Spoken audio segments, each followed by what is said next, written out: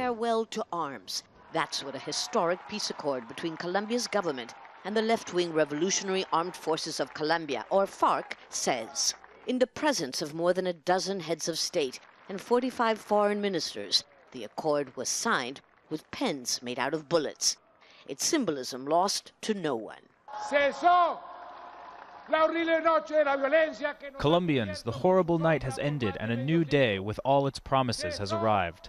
I invite you to open your arms, your eyes, your minds and your hearts and welcome the daybreak of peace. In the name of the FARC, I ask the victims of the conflict for forgiveness for all the pain that we have caused them during this war. The agreement gives demobilized FARC soldiers economic and political support to reintegrate society in exchange for laying down their weapons and abandoning drug trafficking. It contemplates rehabilitation farms for those who confess their crimes and prison sentences of between 8 and 20 years for those who don't. In the town of San Jacinto, once ravaged by the conflict, 84-year-old hammock weaver Luis Carlos Brevia is satisfied. I don't want any more war, with people killing each other out here on the streets. I want peace for my children and grandchildren. But many of his compatriots disagree, including influential former President Álvaro Uribe, who led a protest march through Cartagena just hours before the signing ceremony.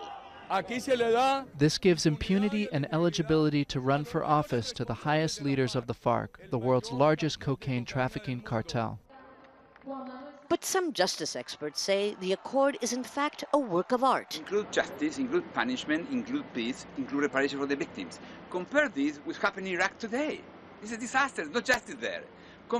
Even Obama refused to investigate, do justice for the CIA torture in Iraq. So this is a masterpiece.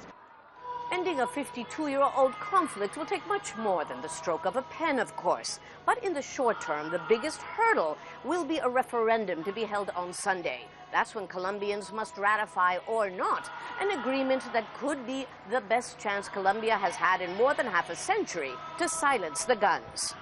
Lucia Newman, Al Jazeera, Cartagena.